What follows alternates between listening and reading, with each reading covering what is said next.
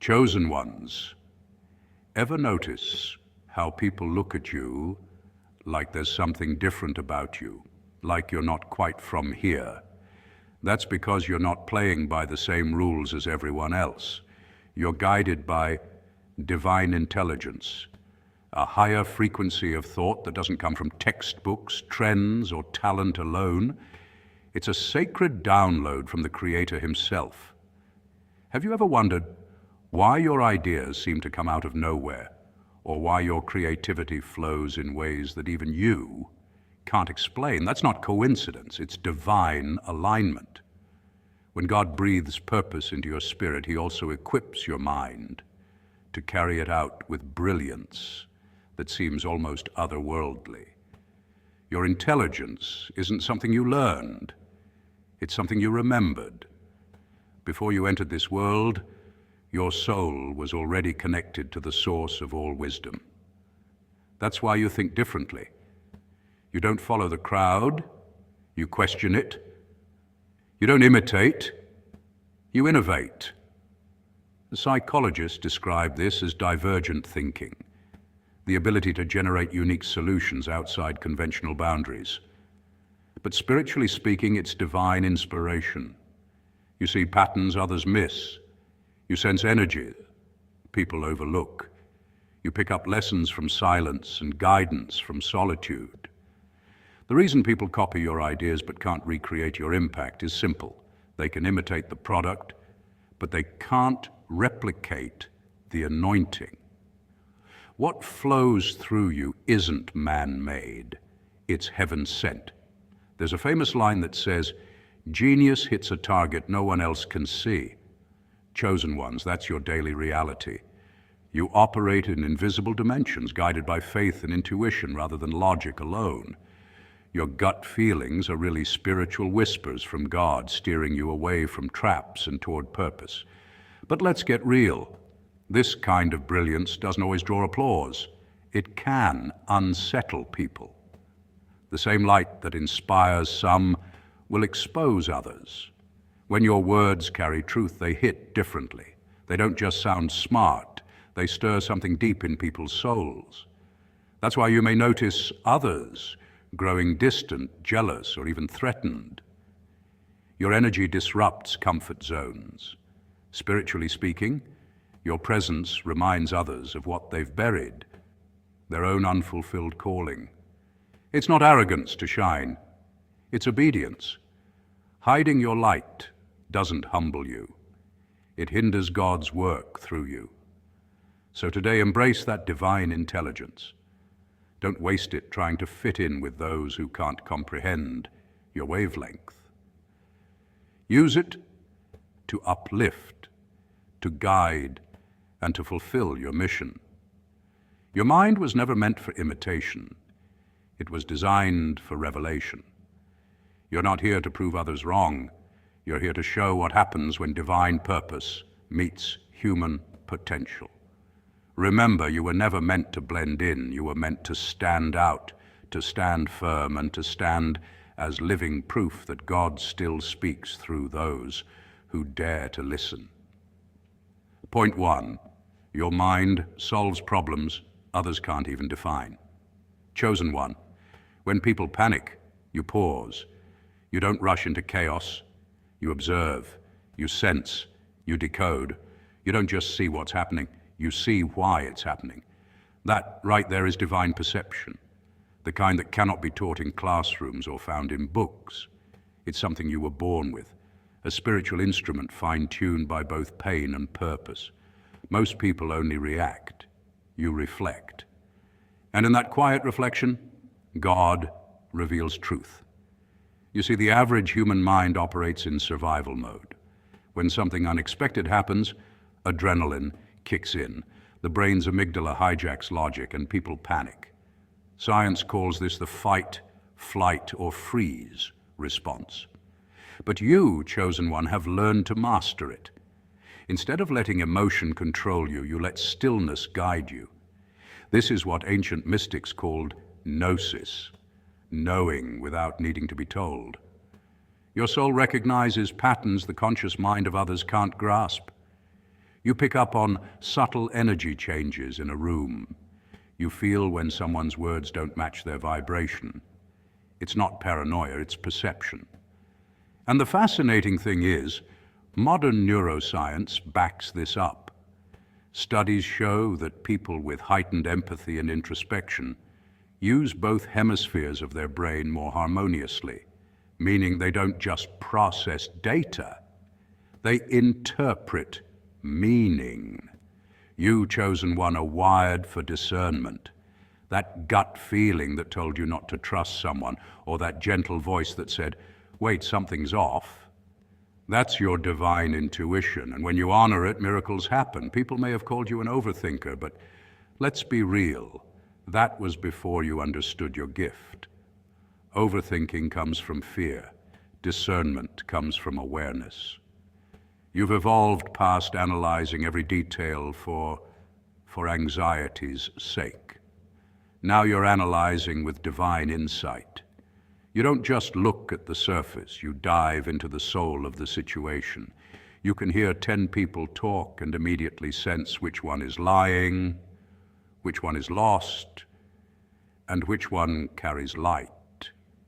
That's why you often find yourself quiet in crowds, not because you're shy, but because you're processing frequencies that others don't even know exist. And this ability confuses people. They don't understand how you seem to just know. They get uneasy when their masks don't work around you. But that's because God gave you spiritual X-ray vision. You see truth before it's spoken. You sense intentions before they manifest. That's divine intelligence, and it often makes people nervous because your awareness exposes what they try to hide. Throughout history, chosen ones have always been this way. Prophets, inventors, artists, and healers, they all had the ability to see beyond appearances. Nikola Tesla once said, "If you want to find the secrets of the universe, think in terms of energy, frequency, and vibration." That's exactly what you do, often without realizing it. You read the vibration of life itself. The beauty of your gift is that it's not loud, it's subtle. It's in the way you pause before speaking, the way you feel someone's true pain behind their smile, the way you notice a storm coming long before the clouds gather. That's divine pattern recognition, the signature of someone walking closely with the source. So the next time someone calls you too sensitive or says, "You think too much," smile inwardly. Because what they call overthinking is your spirit scanning reality for hidden truths. You were designed to perceive deeper so you could protect, guide, and awaken others. Your pause in chaos isn't hesitation, it's calibration. While others drown in confusion, you're already decoding God's message in the moment. Chosen one, you don't just see the world, you interpret it. You translate the unseen into understanding. And that's why when others panic, you pause, because your peace isn't ignorance of the storm, it's mastery of it. Point 2, you speak wisdom beyond your years. You ever said something deep and watched people's faces freeze for a second, like their soul just got hit with a truth bomb they weren't ready for, and they look at you and go, "Whoa, where did that come from?" You might laugh it off, but deep down you know exactly where it came from. That's not coincidence. That's divine communication. That's the Holy Spirit dropping pure revelation into your spirit like Wi-Fi straight from heaven. You don't think of it, you receive it. You're not just intelligent, you're spiritually intelligent. There's a difference between knowledge that comes from books and revelation that flows from the source. See, chosen one, the world measures intelligence by IQ, credentials, and logical reasoning. But your kind of knowing doesn't fit into a textbook or a test score. You operate in what many theologians and mystics call spiritual cognition. a direct download of divine understanding that bypasses the five senses and the analytical mind. Science can't fully explain it, but quantum theory actually comes close. Physicists have discovered that all things are connected through fields of energy and information. So when you suddenly know something without having learned it, you're tapping into that divine field, what ancient texts referred to as the mind of God. That's why your words shift atmospheres. When you speak, it's not just conversation, it's vibration. Energy carries intention, and when your spirit is aligned with truth, your words resonate on a higher frequency. That's why people often tell you, I feel better after talking to you, or you always say exactly what I needed to hear. It's not luck, it's purpose. You're a vessel of revelation. The Holy Spirit flows through you, using your voice, your expressions, and even your silence to transmit healing energy and divine wisdom. And while others depend on logic and debate, you navigate life through intuition and discernment. You don't just see situations, you sense them before a person even speaks. Your spirit already reads their energy. You can tell when someone's lying, not because you studied micro-expressions, but because your inner spirit just knows. That gut feeling people talk about, for you, it's more like a spiritual radar. You're constantly tuned into unseen frequencies, discerning truth in a world addicted to illusions. This is why the world can't box you in. You confuse systems that rely on predictability. While others need step-by-step reasoning, you simply download what they spend years trying to understand. You've probably noticed this your whole life. You could sit in a class, zone out for half the lecture, and still grasp concepts others struggled with. That's because your intelligence isn't stored in the mind alone, it's embedded in your spirit. You're wired for revelation, not repetition. And here's the fascinating part. Neuroscience has begun to acknowledge the power of intuition and non-linear thinking. Studies from the HeartMath Institute, for example, show that the human heart sends more signals to the brain than the brain sends to the heart. This means your inner knowing doesn't always come from the brain. It often comes through the heart. That's divine design. So when the Holy Spirit whispers through your intuition, it often feels like a heart-based nudge, a peaceful knowing, or a flash of understanding that makes perfect sense, even when logic can't explain it. So, chosen one, never doubt that gift. You're not too deep. You're just spiritually tuned. Your intelligence flows from the same source that created galaxies, oceans, and souls. That's why the world struggles to understand you. You're not operating from their system. You're plugged into a higher one. When you speak, you awaken others.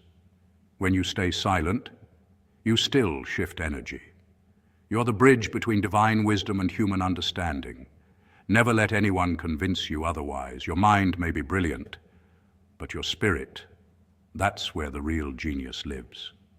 Point 3. You intimidate people without trying. Now, this one's tricky, because it's one of those mysteries about the chosen ones that most people can feel but can't quite explain. You don't even have to say anything. Your energy speaks before you do. It's in the way you walk, the calmness of your spirit, and the way your eyes seem to look through people instead of just at them. When you enter a room, some people instantly admire you, drawn in by your quiet confidence and grounded presence. Others, however, get uncomfortable. Their laughter suddenly feels forced, their conversations stumble, and they can't explain why they suddenly feel exposed. The truth is, your very energy is a mirror, and mirrors make people see what they'd rather hide. This is what spiritual intelligence really means.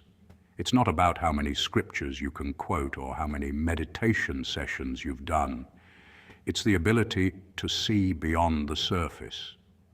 Psychologists call it high intuitive empathy, but spiritually it's something more profound. You read energy the way others read words. You sense when something is off, when someone's motives don't align with their words, or when a smile hides envy. It's not judgment, it's discernment. And that discernment is what exposes spiritual immaturity wherever you go. You see, spiritual immaturity isn't about age or how long someone has been spiritual. It's about emotional inconsistency, the inability to face truth, to sit in silence, or to take accountability. When spiritually immature people come near someone who has mastered these things, their energy clashes. It's like darkness meeting light. It has to either transform or flee. That's why some people suddenly withdraw from you, act differently, or even project negativity your way. It's not that you've done anything wrong, it's that your alignment makes their disalignment uncomfortable. Let's make this real. Think about how animals respond to energy. A dog can sense fear before you speak. Plants grow better when spoken to with love and calm energy. There's actual research on this.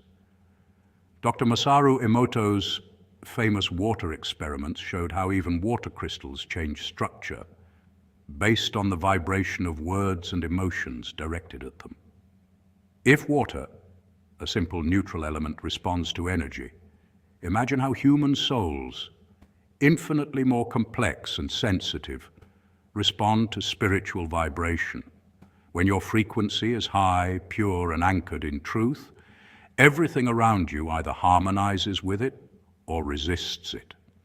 And here's the thing most chosen ones don't realize. You don't have to try to be different. You already are. That's why pretending to fit in feels exhausting. You were never designed to blend. You were designed to reveal. Your light doesn't just illuminate the room. It exposes what's been hiding in the shadows. The loud fall silent. The fake feel exposed. And even those with good intentions feel compelled to become better. Because your energy doesn't just reflect, it transforms. But this power comes with responsibility. Many chosen ones mistake the discomfort they cause for rejection. In truth, it's revelation. Your presence reveals where others stand spiritually. It's not arrogance, it's alignment. When you carry truth within you, lies can't stay comfortable near you. That's the reason gossip stops when you walk in. That's the reason manipulators avoid eye contact. It's not intimidation, it's conviction.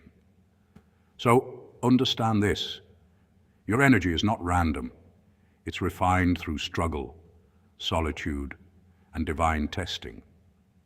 Every betrayal taught you clarity. Every heartbreak taught you compassion. Every season of isolation taught you discernment. That's why now, when you enter a space, your energy communicates without words. I know who I am, and I know what's real. Chosen one, your silence is your loudest sermon. Your peace is your loudest protest. And your truth is your greatest protection. You don't need to shout to be seen. You were never meant to compete. You were meant to be. And in a world addicted to noise and pretense, the one who walks in stillness will always speak the loudest. Point 4, you're effortlessly creative. Chosen ones, your creativity isn't a coincidence, it's a sacred transmission. It's not simply talent or technique. It's a divine current flowing through a human vessel.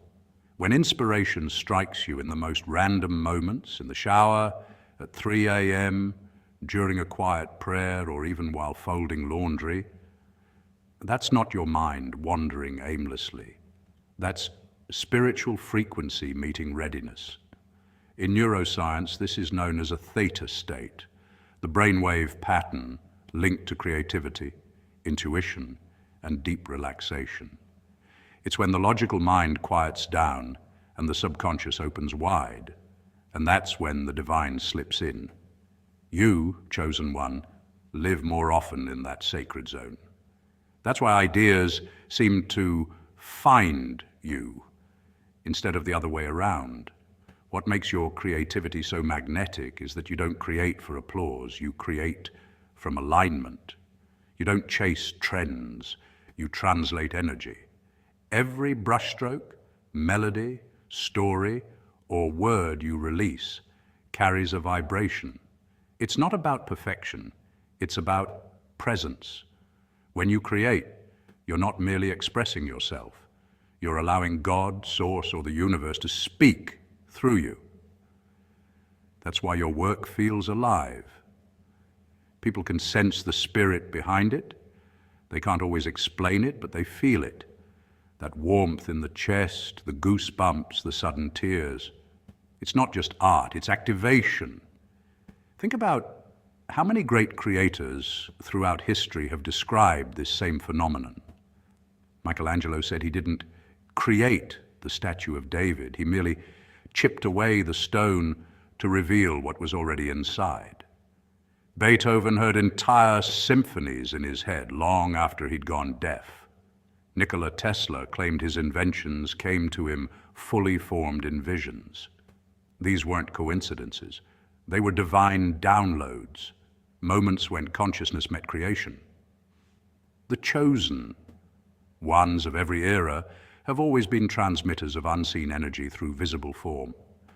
Even the scientific community acknowledges that creative breakthroughs come from a mysterious place. Psychologists studying flow state describe it as a moment when self-awareness fades, time disappears, and a person becomes one with the act of creation. To the spiritual eye, that's divine union, the soul dancing with the Creator. And chosen ones, you embody that often, sometimes without realizing it. You can turn pain into poetry, heartbreak into healing, and silence into symphonies, because your soul alchemizes everything it touches. Where others see destruction, you see raw material for transformation. This is why your art hits differently. It's not just beautiful, it's charged. People don't just see your work, they feel it vibrate in their bones. They may not understand why your words linger in their mind or why a simple sketch makes them emotional, but that's the divine frequency moving through them. Your creativity pierces the veil between the seen and unseen. It's an invitation for others to remember that they, too, are vessels of light.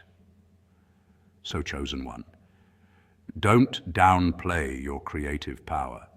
Don't shrink your visions because others can't comprehend their origin. You are not trying to be artistic. You are art in motion. Every time you surrender to that flow, you remind the world what divine connection looks like in human form. Your creativity is your prayer, your offering, your language with God. Keep creating, keep channeling, keep birthing light through your hands, because every time you do, the unseen becomes seen, and heaven finds a new way to speak through you. Point 5, you see through deception instantly. It's almost eerie, isn't it?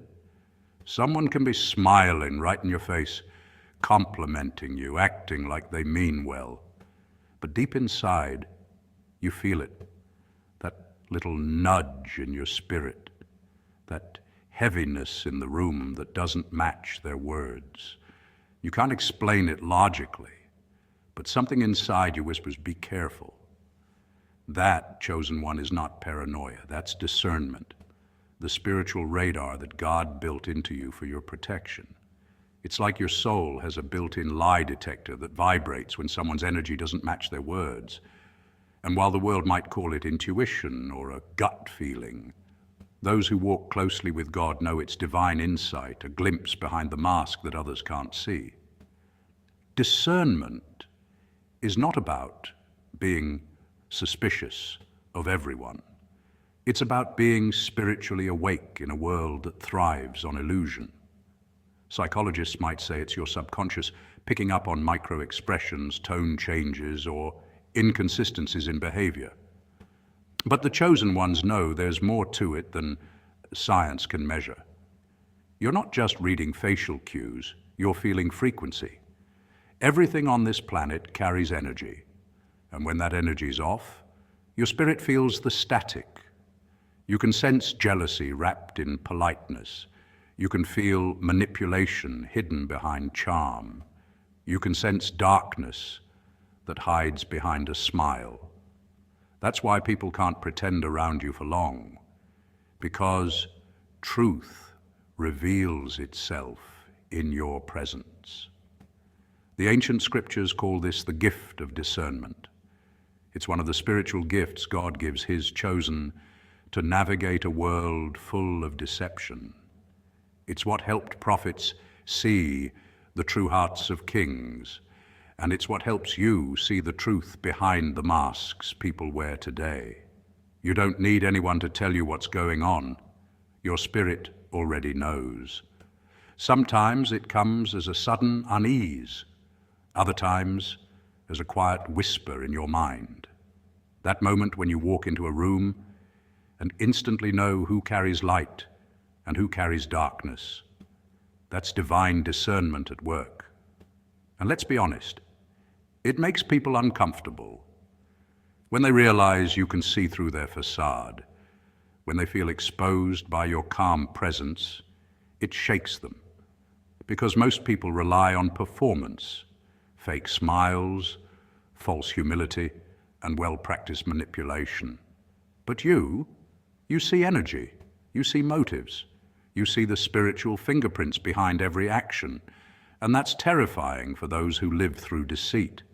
That's why people might call you too intense, too quiet, or too serious. What they really mean is, I can't hide around you. There's something magnetic yet unsettling about someone who sees without needing proof. That's what makes the chosen ones different. You're not easily fooled by flattery, temptation, or emotional games. You've walked through too much spiritual warfare to be blind now. God trained your senses through pain, betrayal, and silence. Every fake friend, every hidden enemy, every deceptive situation, all of it sharpened your discernment. You learned to trust that inner voice, because every time you ignored it, you paid the price. So when people say, you're just overthinking, smile quietly. You know better. You're not overthinking, you're overfeeling. You're tuned into the frequency of truth. And truth doesn't always scream, sometimes it whispers. The chosen ones see through charm because they've faced the darkness behind it. They recognize manipulation because they've healed from it. They sense evil because they've battled it. That's why you can't be played. Before the game begins, your spirit already knows the rules and the players. God reveals things to you in the stillness, in dreams, and in those gut feelings that come out of nowhere. That's divine intelligence, not paranoia. So trust it, chosen one. Because in a world full of smiling faces and hidden daggers, your discernment isn't just your gift, it's your greatest shield. Point 6, you've outgrown small talk and shallow connections. Let's be real. Surface-level conversations don't hit the same anymore. They feel hollow, like eating air when your soul craves substance. You've tasted the richness of depth, the kind of conversations that stir your spirit, stretch your mind, and awaken something divine within you. You want to talk about purpose, healing, consciousness, prophecy, and the energy that moves through everything. You want to explore why souls cross paths, what karmic lessons repeat, and how the unseen shapes the seen. And when someone brings up gossip or trends, it's like your energy instantly withdraws. You smile politely, but inside, your soul is whispering, there's so much more to life than this. What's happening, chosen one, is that you've outgrown the shallow waters of small talk. You've stepped into the deep ocean of awareness. And once you've swum there, you can't pretend puddles are enough. Psychology actually supports this shift. Studies show that people who engage in more meaningful conversations report higher levels of happiness and mental clarity. It's not just being serious, it's neurological evolution. Your brain is literally rewiring itself to crave authenticity and reject noise. When people call you too intense, it's not that you've become heavy. It's that you now vibrate on a frequency where truth matters more than trends. You're no longer fueled by external validation. The likes, the clout, the social approval, none of it feeds your spirit anymore. What nourishes you now is connection, truth, and energy exchange that leaves you feeling inspired instead of drained. That's the hallmark of spiritual maturity, when peace excites you more than popularity ever could. And here's the twist. This evolution doesn't go unnoticed. People who once laughed effortlessly with you might now feel uneasy in your presence. It's not because you're judging them. It's because your energy reflects what they haven't faced yet. Your growth acts like a mirror, quietly reminding them of the depth they avoid. In psychology, this is called cognitive dissonance, but spiritually, it's the discomfort of witnessing light when you're still sitting in shadow. You didn't change to become better than anyone. You evolved to become more of who you were meant to be. And evolution has a cost. The crowd thins, conversations shift, and solitude becomes your sacred temple. But this solitude isn't lonely. It's luminous. It's where divine downloads come in, where ideas bloom, and where your purpose sharpens. So don't dim your depth to fit into shallow rooms. Don't apologize for craving truth over talk. You are not too serious. You are aligned. You're walking the path of the chosen, where silence speaks volumes and connection is sacred, not casual. You've ascended beyond the chatter because your soul has remembered what it came here to do, to awaken, to heal, and to lead others into the depths they've forgotten to explore. Point 7.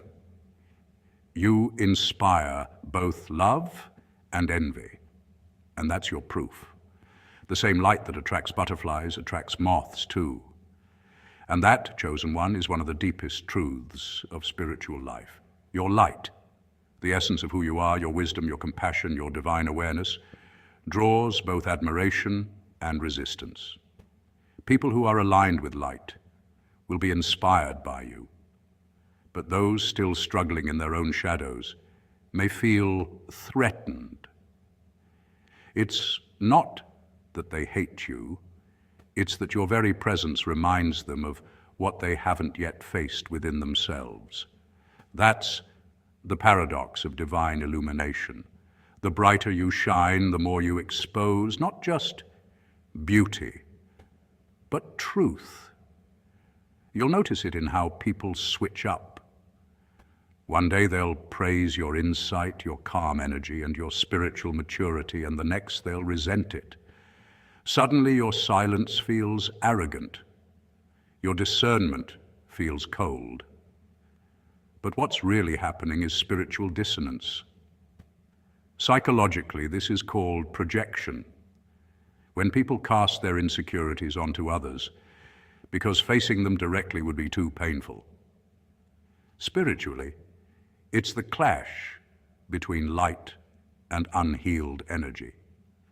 When God's chosen walk in truth, that truth acts like a mirror, and not everyone is ready to see their reflection clearly. But here's what you must remember, chosen one, you're not here to be liked. You're here to awaken. You are not a performer in the crowd's play. You are the reminder of a higher script. God didn't gift you to entertain. He gifted you to illuminate. And illumination, by its nature, disturbs darkness. Think of it this way. When a lamp is turned on in a dark room, the first thing that moves isn't the light. It's the shadows retreating. So when people fall away from your life after your awakening, it's not rejection, it's rearrangement. Every great soul who carried divine intelligence faced the same trial. Joseph's brothers couldn't stand the dreams God gave him. Jesus was rejected by the very people he came to heal. Even great philosophers and prophets were mocked before they were understood. Yet they stayed true, not because they were seeking approval, but because they were serving purpose. So when you feel misunderstood, envied, or even isolated, understand that this is part of your elevation. The weight of divine wisdom can be lonely, but it's holy. The same light that makes others squint in discomfort is the same light that guides those ready to see. Stay luminous, chosen one. The world doesn't need your conformity. It needs your clarity. So listen, chosen one, when people whisper about how different you are, when they look confused because your intelligence doesn't fit the system, when they say you're too much, too deep, or too awake, smile. You were never meant to be common. You were built as a vessel for uncommon wisdom, for spiritual genius. Remember this verse, the wisdom of God is foolishness to man. Your mind is wired for heaven's frequency, not this world's noise. So keep shining, keep learning, keep listening to that divine voice within, because your intelligence, your discernment, and your gifts are proof that heaven trusted you with something rare. And that, chosen one, is why people are shook. Because deep down they know you're one of a kind. Stay awake on your journey, chosen ones. Keep protecting your energy, nurturing your mind, and listening to your spirit. Because you were chosen, not to impress, but to impact.